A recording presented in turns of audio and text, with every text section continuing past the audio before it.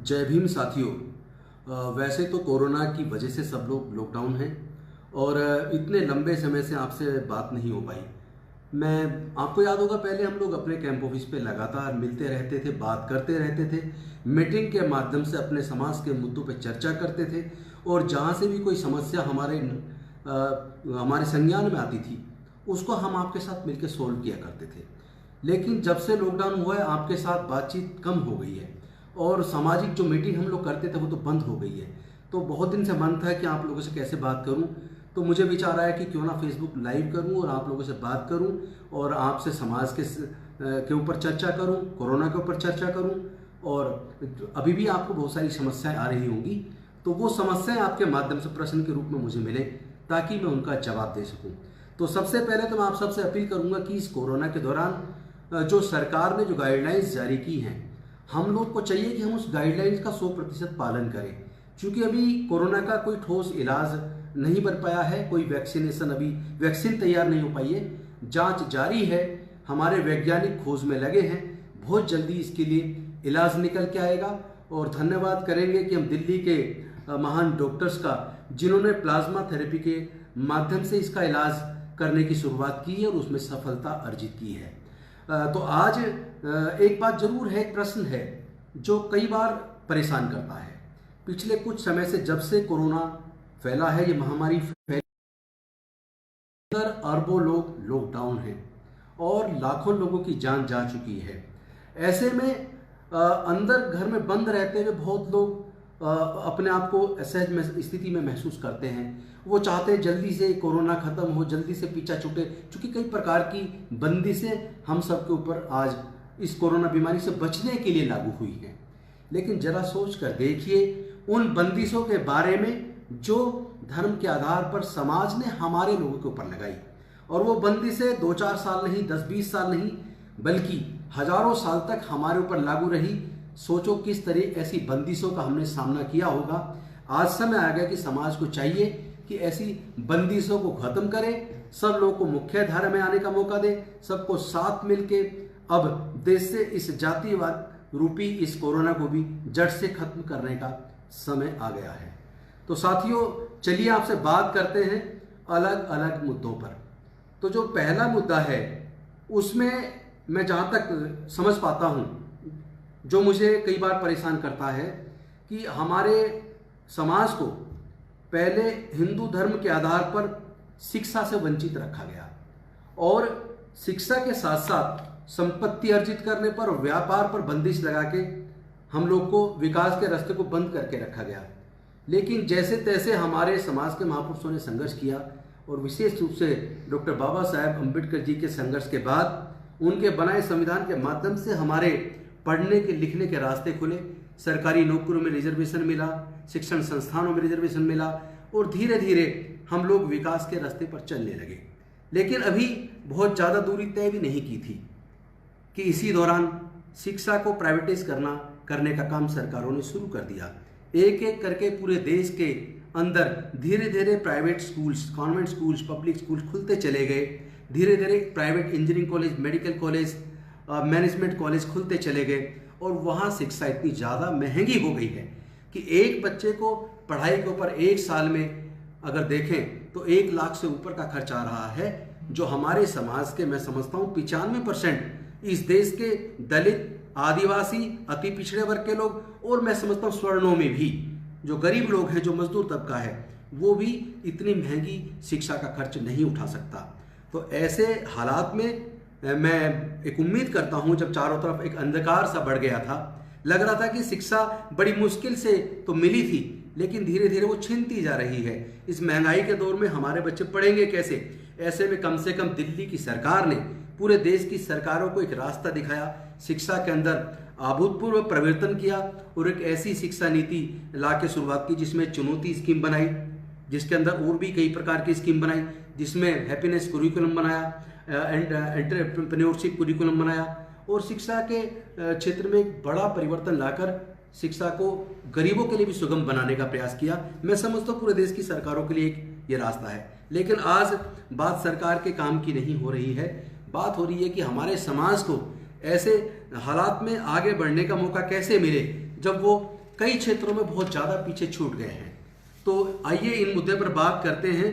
तो मैं समझता हूँ सबसे पहले हम लोग सामाजिक शक्ति के बारे में बात करें, सामाजिक परिस्थिति के बारे में बात करें, तो हम लोग लगातार हजारों वर्षों की गुलामी के बाद जैसे तैसे आज़ाद हुए और संविधान के माध्यम से अधिकार मिले, लेकिन उसके बाद हम देख रहे हैं कि लगातार केवल सवर्णों को कोसने से, केवल किसी पर्टिकुलर एक धर्म को कोसने से काम चलने वाला नहीं है। हम लोग कहते हैं कि हमारे साथ जातिवाद हुआ है, लेकिन मैं ये पूछना चाहता हूँ, क्या हमारे दलित, आदिवासी, अति पिछड़े वर्ग के लोगों के अंदर आपस में अंदर जातिवाद नहीं है? क्या हम लोग एक दूसरे को छोटा नहीं समझते हैं?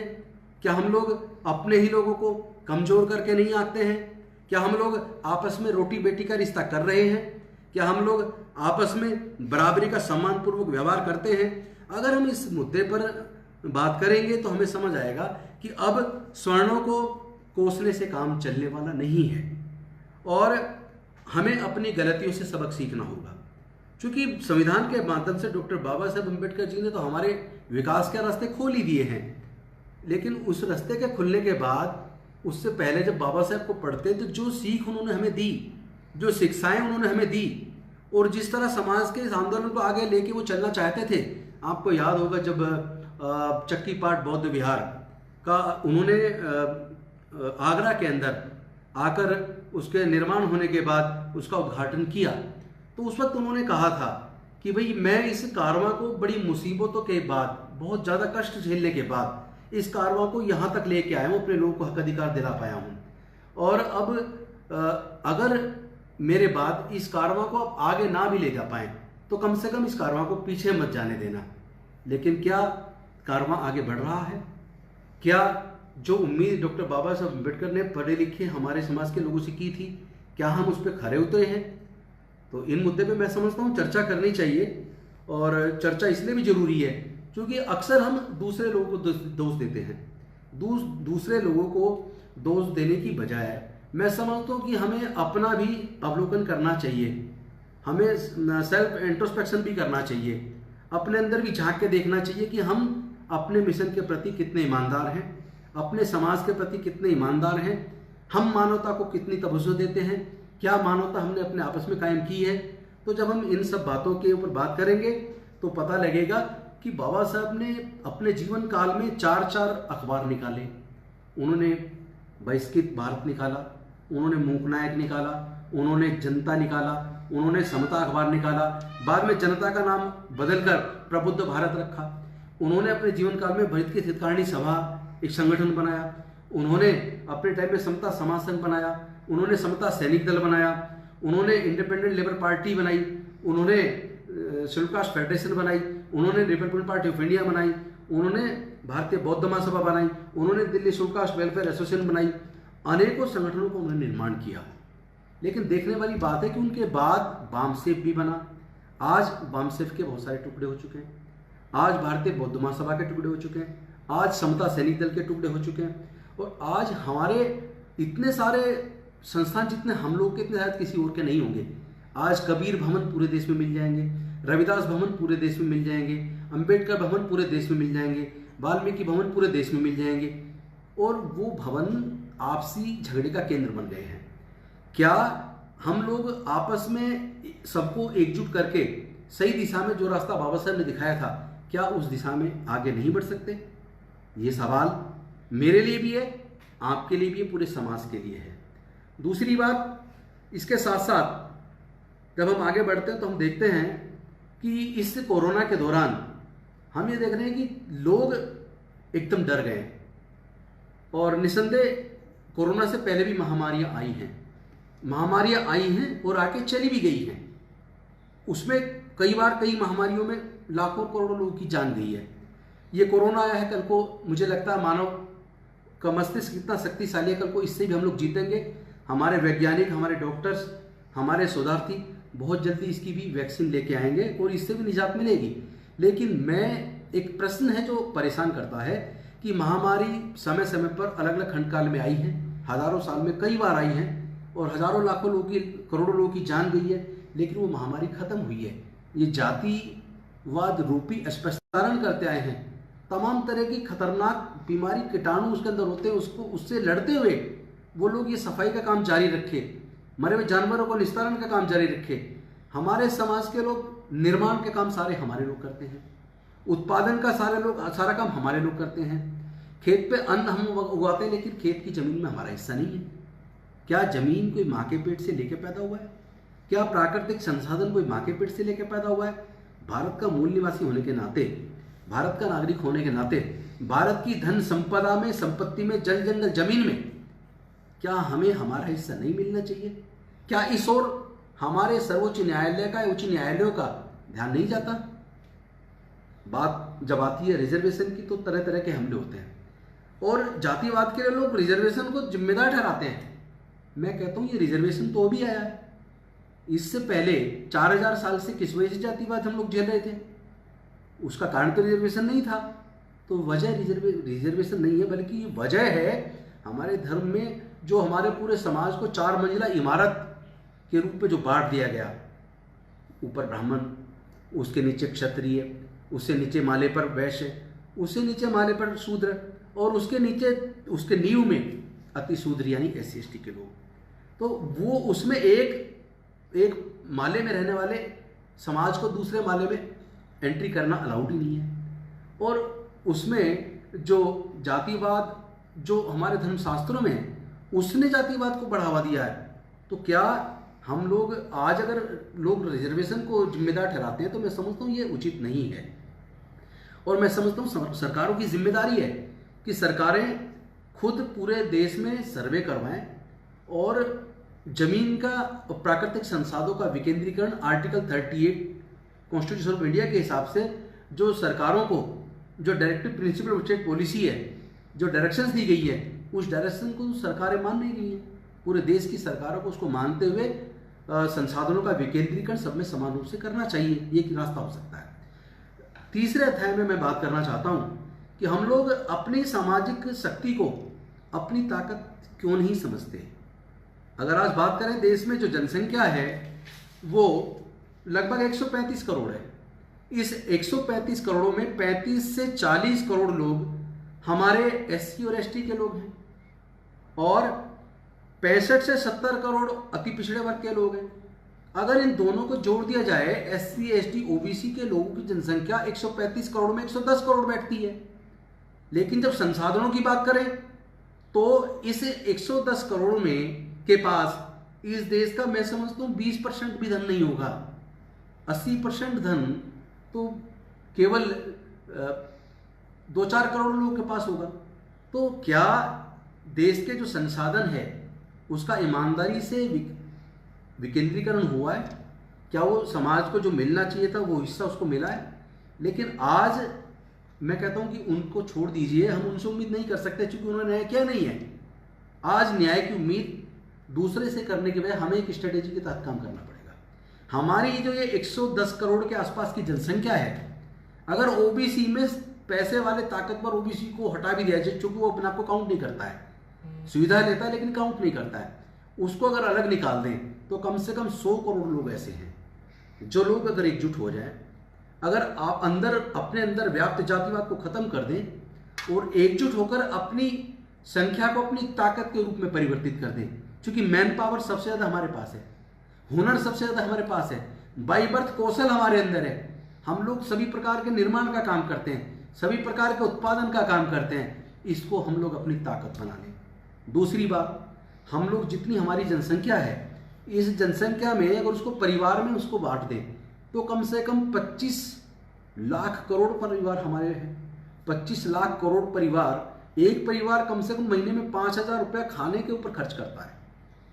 जैसे गांव दूर दराज देहात में हो सकता है 2-3 हज़ार रुपये में भी घर का खर्चा लाते हों, जो बहुत ही ज़्यादा गरीब है। और बहुत लोग ऐसे जो लाख लाख रुपये महीना खर्चते हैं, 50,000 खर्चते हैं, 20,000 खर्चते हैं। तो अगर एवरेज अगर केवल 5,000 भी मान ली जाए तो 5,000 रुपया महीना प्लस 12 महीने से गुना करके उसको 25 करोड़ परिवारों से अगर गुना कर लें तो ये संख्या इतनी बड़ी एक आर्थिक शक्ति के रूप में नजर आएगी कि हम अगर इसको अपनी आर्थिक शक्ति को पहचान लें और फिर उस पर स्ट्रेटेजी बना के काम करें। चूंकि वो बात मैं फेसबुक लाइव में नहीं करूँगा, कि हम आर्थिक शक्ति पहचान को उसको कैसे चैनलाइज करें, उस शक्ति का कैसे इस्तेमाल करें, और जो सामाजिक शक्ति लगभग 100 करोड़ लोगों की है 135 करोड़ में से, इसका कैसे इस्तेमाल करें, इस पर हम लोग विचार विमर्श करके चर्चा करेंगे। लेकिन मैं समझता हूँ ये एक बहुत बड़ी ताकत हो सकती है, इतनी बड़ी ताकत हो सकती है कि जो लोग आज हमारे बारे में नहीं सोच रहे हैं, जो लोग आज भी हमारे हक को मार रहे हैं, जो लोग आज भी हमारे ऊपर शोषण कर रहे हैं, आज भी हमारी माँ बहन की इज्जत लूट रहे हैं, आज भी हत्याएं कर रहे हैं, आज भी हमारा लगातार बदस्तूर शोषण जारी है, आज भी मुंह रखने पे हमें मार दिया जाता है, हत्या कर दी जाती है, आज भी घोड़े पे चढ़कर बारात निकालने पर हमारे ऊपर हमले कर दिए जाते हैं, तो आज भी हमारी बस्तियां जला दी जाती हैं। तो मैं समझता हूँ अगर हम अपनी इस 100 करोड़ 110 करोड़ की ताकत को सामाजिक शक्ति के रूप में एकजुट कर लें तो किसी से लड़ने की जरूरत नहीं पड़ेगी, कोई हमारे ऊपर हमला करने की हिम्मत कर नहीं सकता। और आर्थिक शक्ति को और पहचान को उसको भी यहाँ संयमित कर लें, संचित कर लें, तो ये शक्ति इतनी बड़ी होगी, कोई बड़े से बड़ा बिजनेसमैन हमें इग्नोर नहीं कर सकता। हम देश के सबसे बड़े कंज्यूमर हैं, देश के ही नहीं पूरे दुनिया के सबसे बड़े कंज्यूमर हम लोग हैं। तो अपनी शक्ति को ताकत के रूप में हम लोग एकजुट करके और सही दिशा में अगर इस्तेमाल करेंगे तो मैं समझता हूँ हम लोग ज़्यादा बेहतर तरीके से आगे बढ़ सकते हैं और समाज का बेहतर तरीके से विकास हो सकता है।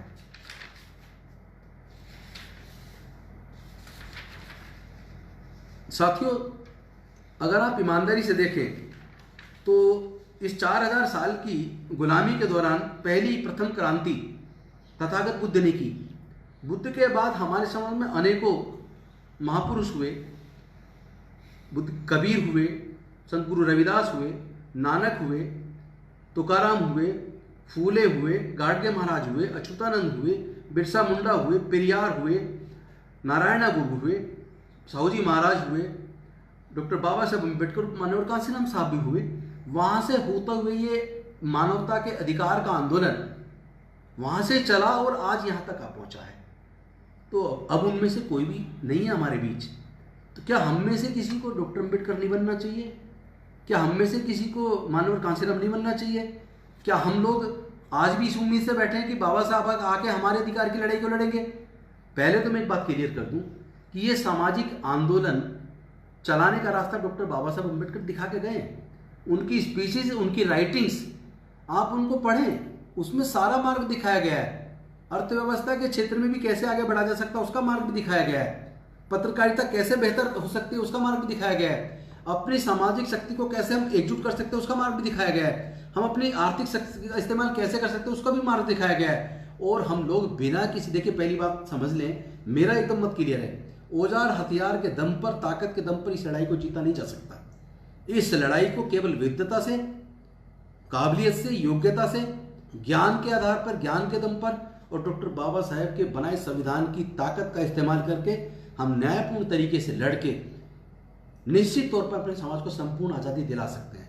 डॉक्टर बाबा साहेब अम्बेडकर ने निश्चित तौर पर हमें आज़ादी दिलाई, संवैधानिक अधिकार दिला दिए, संविधान दे दिया, लेकिन अभी संपूर्ण आज़ादी की लड़ाई बाकी है, क्योंकि अभी भी देश के कोने कोने में हमारे लोगों के साथ झुंझाती हो रही है। और मैं समझता हूँ जिस तरह ये कोरोना आया है, इस कोरोना में डॉक्टर्स इस कोरोना से लड़ने के योद्धा आज हैं और होना चाहिए, उनका सम्मान होना चाहिए। Nurses, medical staff, paramedical staff corona के योद्धा हैं, उनका सम्मान होना चाहिए, उनकी इज्जत होनी चाहिए। लेकिन इसके साथ साथ जो लोग मलमूत्र उठा के सफाई का काम करते हैं, आज पूरी सफाई व्यवस्था देख रहे हैं हजारों साल से, और खासतौर पे आज के डेट में, उनको भी कोरोना का योद्धा के तौर पे इज्जत और सम्मान मिलना चाहिए। उनको भी उनकी समय पे सैलरी मिलनी चाहिए। और जो लोग आज भी खबरें आती है कि जानवर मर गए, जानवर को आज भी वो निस्तारण कर रहे नहीं करेंगे तो एक और महामारी फैल जाएगी, बीमारियां फैल जाएगी, जो सब है पशु का वो सड़ जाएगा। आज भी उन मरे हुए पशु का निस्तारण कर रहे हैं अपनी जान को जोखिम में डाल के। क्या ऐसे लोग योद्धा नहीं है?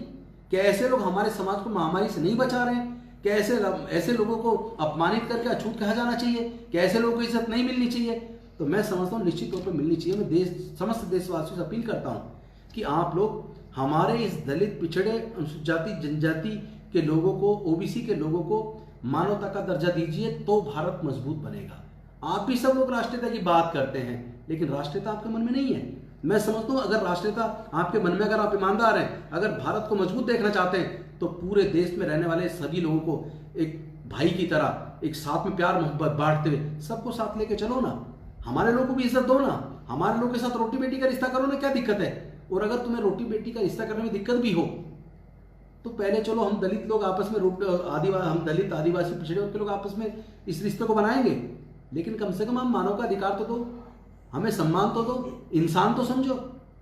ये जो आप घोड़े पे चढ़ते हुए हमला करके हमारा को अपमानित करने का काम करते हैं, मूंछ रखने पे हमारे भाई को मार देते हैं, हमारी बहन बेटी की इज्जत उठ के बहुत खुशियां मनाते हैं, ये चीज बंद कीजिए। इस तरीके से भारत मजबूत नहीं हो सकता। अगर भारत को मजबूत होना है, भारत को मजबूत करना है, अगर हम सब लोग अपने देश से प्यार करते हैं, आओ हम सब लोग मिलके एकजुट होकर समाज के इस आंदोलन को लेकर आगे चलें, तब भारत मजबूत होगा। तो मैं समझता हूँ मिशन जय भीम एक आंदोलन की शुरुआत हुई है, पूरे देश में से लोग मिशन जय भीम से जुड़ते जा रहे हैं। आने वाले समय में हम उसके द्वारा पूरे दलित आदिवासी अति पिछड़े वर्ग को सबको एकजुट करके सामाजिक तौर पर मजबूत करने का काम करेंगे और उनके आर्थिक विकास के रास्ते भी खोलने का काम करेंगे, उनके ज्ञान के अपने स्रोत तलाशने की कोशिश करेंगे ताकि समाज मजबूत हो सके। तो कहने को तो बहुत सारी बातें हैं, लेकिन मैं चाहता हूं कि इसके साथ साथ कुछ और बात भी हो जाए कि बहुत से लोग हमारी योग्यता पे प्रश्न चिन्ह लगाते हैं, मेरिट की बात करते हैं। मैं कहना चाहता हूं सुप्रीम कोर्ट और हाई कोर्ट के अंदर तो कोई रिजर्वेशन नहीं है। हमारे जो लोग हाई कोर्ट में जज बने, जो सुप्रीम कोर्ट में जज बने, even chief justice of India रहे हैं, वो तो अपनी मेरिट से हैं। हमारे समाज की एक बेटी सिविल सर्विसेज में जिसने टॉप किया है, तो वो तो अपनी उसकी मेरिट को क्या आप नकार देंगे? जेईई मेन के अंदर जिसने टॉप किया है हमारे समाज की बेटी ने, क्या उसको आप नकार देंगे? क्या जो सिविल सर्विस में एक बेटे ने भी हमारे टॉप किया है पूरे देश में, क्या उसको आप नकार देंगे? इसका मतलब है कि योग्यता की हमारे पास कमी नहीं है, अवसर की जरूरत है। हमारे पास एक से काबिल लोग हैं। चीफ जस्टिस ऑफ इंडिया रहे के जी बालाकृष्णन साहब, टीना डाबी एक हमारी आईएएस रही, आंध्रा से हमारे एक लड़के ने आईएएस टॉप किया, मिस्टर सोनकर ने जेईई मेन को टॉप किया जो राजस्थान से। तो इस तरीके से इतने सारे लोग हमारे समाज के लेके चपरासी से मुख्य न्यायाधीश तक बन गए, लेके ग्राम प्रधान से राष्ट्रपति तक बने, एक नर्सरी के अध्यापक से लेकर प्रोफेसर तक बने। उसके बाद भी हमारे लोगों के ये प्रश्न चिन्ह लगाने की मेरिट नहीं है। मैं आपसे पूछना चाहता हूँ, बहुत से लोग कहते हैं जी लोगों में इनमें मेरिट नहीं इसलिए देश पीछे गया है। मैं एक बात पूछना चाहता हूँ, अब तक देश की जो ब्यूरोक्रेसी किसके हाथ में रही है? देश के नीति निर्धारक कौन रहे?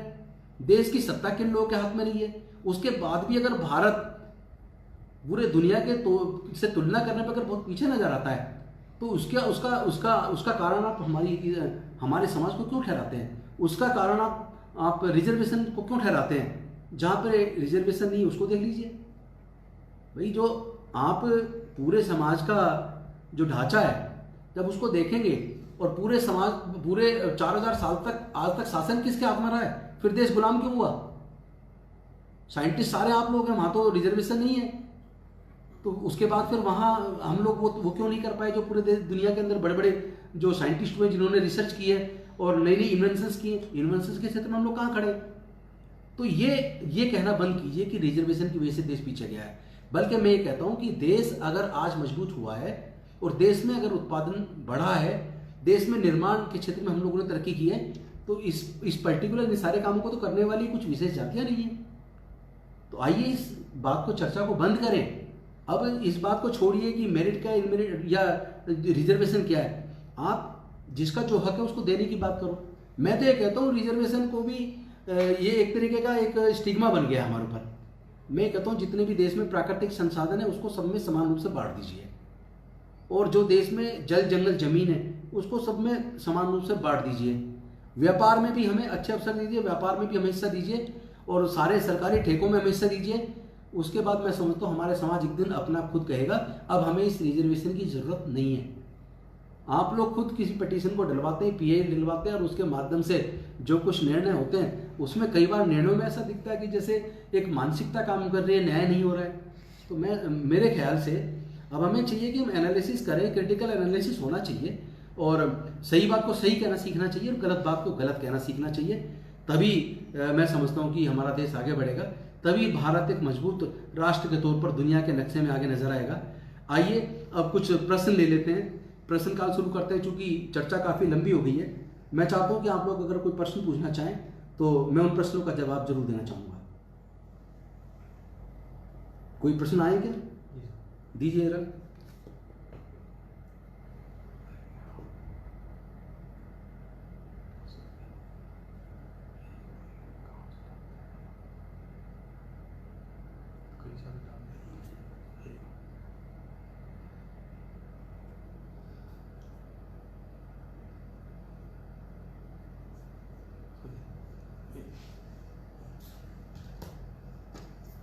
जी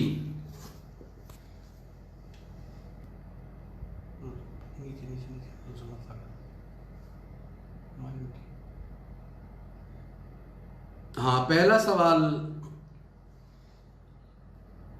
उत्तर प्रदेश इलाहाबाद से आया मिस्टर समर का, जिन्होंने कहा है कि दलित, माइनॉरिटी, अति पिछड़े वर्ग के संदर्भ में आप दिल्ली को कैसे देखते हैं? क्या दिल्ली की स्थिति और राज्यों से बेहतर लगती है?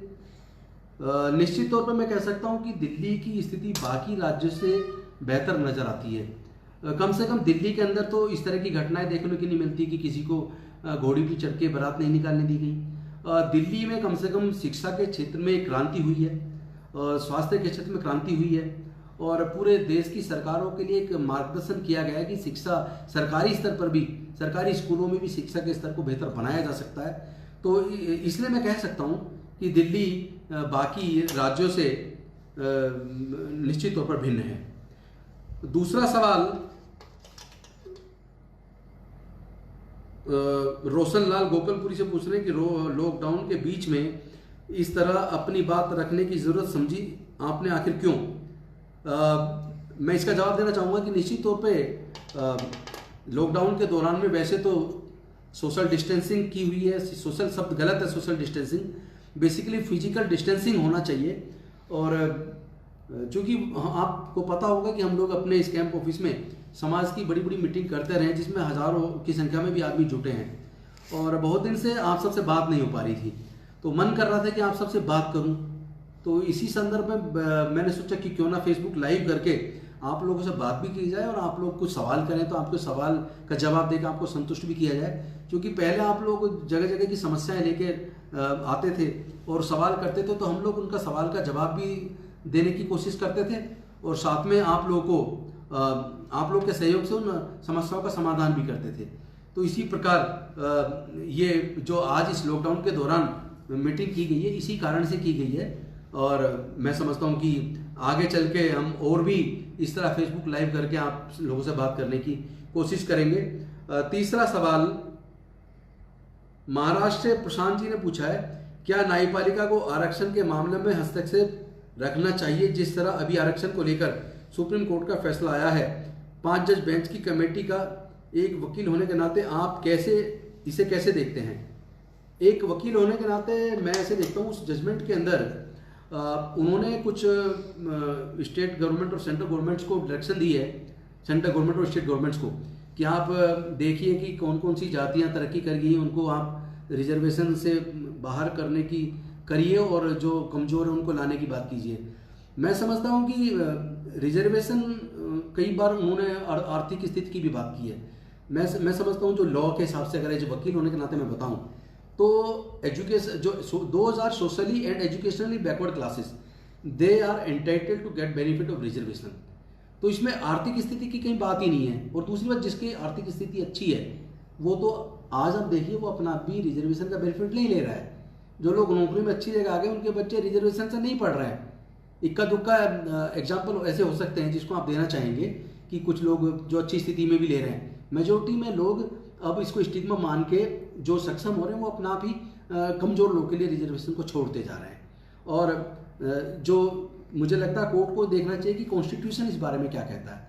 उनको अपने तरीके से कोई डायरेक्शन देने की बजाय कॉन्स्टिट्यूशन के हिसाब से मैं समझता हूँ डायरेक्शन देनी चाहिए, और वही एक सही मायने में लॉजिकल समाधान हो सकता है। क्योंकि हम सब लोग कानून से बंधे हैं, संविधान से बंधे हैं, और सुप्रीम कोर्ट भी संविधान से बंधी है, हाई कोर्ट भी संविधान से बंधी है, न्यायपालिका भी के साथ साथ कार्यपालिका और एग्जीक्यूटिव ये भी संविधान से, कार्यपालिका और विधान पालिका ये भी कानून से बंधी हुई है।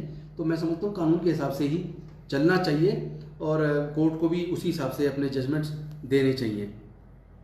प्रदीप गोंडा से बोल रहे हैं, उन्होंने पूछा है दलितों पर जो अत्याचार बढ़ रहे हैं, अलग अलग प्रदेशों में हर रोज शोषण की खबरें आती रहती हैं। दलित एट्रोसिटी के मामलों पर कोई एसआईटी गठित नहीं की जाती, न ही कोई विशेष कानून बनता है, न ही रासुका लगता है। ऐसे में सरकारों का क्या कदम उठाना चाहिए? मैं समझता हूँ प्रदीप जी, आपने सही सवाल पूछा है। हम देख रहे हैं कई प्रदेशों में बहुत जल्दी रासुका लगा दी जाती है और लंबे समय तक लोगों को जेल में रखा जाता है। हमारे ही एक साथी चंद्रशेखर को भी बाद में रासुका लगा के, बेल हाईकोर्ट से होने के बाद रासुका लगा के लंबे समय तक अंदर रखा गया। और केवल चंद्रशेखर नहीं, और बहुत सारे हमारे साथी जिनको इसी तरह के छोटे मोटे केसेस में भी उन पे एनएसए लगाया गया और उनको लंबे समय तक अंदर एक साजिश के तहत जानबूझ के रखा गया है। तो और दलितों के साथ लगातार उत्पीड़न पूरे देश में सभी राज्यों में लगभग काफ़ी होते रहे हैं, लेकिन सरकारों को जो सरकारों के अंदर संवेदना होनी चाहिए, जिस तरह उनको इफेक्टिव इम्प्लीमेंटेशन करना चाहिए एट्रोसिटीज एक्ट का, उसको भी इफेक्टिव तरीके से लागू नहीं किया जाता, क्योंकि एक्ट में परिवर्तन हो चुका है 2016 में। एक्ट के तहत तो यहाँ तक है कि किसी अधिकारी को या पुलिस के अधिकारी को अगर ये उसकी संज्ञान में आता है कि किसी अनुसूचित जाति जनजाति के साथ एट्रोसिटी की कोई घटना घटी है और उस पर कार्रवाई करने के लिए उससे रिक्वेस्ट की जाती है और वो नहीं करते हैं, तो उस अधिकारी के खिलाफ भी उस एक्ट के तहत मुकदमा दर्ज करके उसको भी जेल में डाला जाना चाहिए, उस पर भी कार्रवाई होनी चाहिए। लेकिन अभी तक अमेंडमेंट होने के बाद भी इस तरह की कार्रवाइयाँ होती नहीं दिखती हैं, और जब होती दिखती हैं तो तुरंत कोई कोर्ट में PIL लगा के उसको पूरे कानून को बदलने का प्रयास करता है। ऐसा पहले हो चुका है। तो मैं समझता हूँ कि राज्य और सरकारें और केंद्र निश्चित तौर पे संवेदनशील होगा, लेकिन सबसे पहले हमारे समाज के लोगों को संवेदनशील होना पड़ेगा। अपनी सामाजिक शक्ति को ताकतवर बना के इन सरकारों को हमें कम से कम ये एहसास कराना पड़ेगा कि आपको हमारी सुननी पड़ेगी, हमारी कम से कम जायज़ मांगे तो आपको सुननी पड़ेगी, कम से कम हमें न्याय तो आपको देना पड़ेगा। इसके बिना, इससे कम में अब पीछा छूटने वाला नहीं है। अगला सवाल पालम से राजकिशोर जी ने पूछा कि लॉकडाउन के दौरान जब लोग खुद क्वारंटाइन होने को मजबूर हैं, ऐसे समय में भी दलितों के साथ पक्षपात किया जा रहा है, उनके हाथ का खाना खाने से परहेज किया जा रहा है, इस मानसिकता का अंत कैसे होगा? निश्चित तौर पर बेहद शर्मनाक है कि एक तरफ खुद संक्रमित बीमारी से हम लोग लॉकडाउन हैं, परेशान हैं, क्वारंटाइन हुए हैं, और ऊपर से क्वारंटाइन होने के बाद हम अभी भी उस जातिगत मानसिकता से बाहर नहीं निकल रहे हैं। एक केस यूपी का हमारे संज्ञान में भी अभी आया था कुछ दिन पहले कि क्वारंटाइन सेंटर में एक अल्पसंख्यक समाज के व्यक्ति ने उस गांव के दलित प्रधान के घर में बने हुए खाने को खाने से मना कर दिया। तो मानसिकता, जातिगत मानसिकता अभी भी लोगों के मन से नहीं निकल रही है। अभी भी हमारे लोगों के साथ जातिगत उत्पीड़न, इस दौरान भी काफ़ी घटनाएं घटी। NDTV पे भी इस तरह की एक रेप की घटना और हमारे समाज के लोगों के साथ हमले की घटनाएं कई आई हैं। उत्तर प्रदेश के अंदर, कानपुर के अंदर कई घटनाएं इस तरह की घटी हैं, लॉकडाउन के दौरान भी हुई है।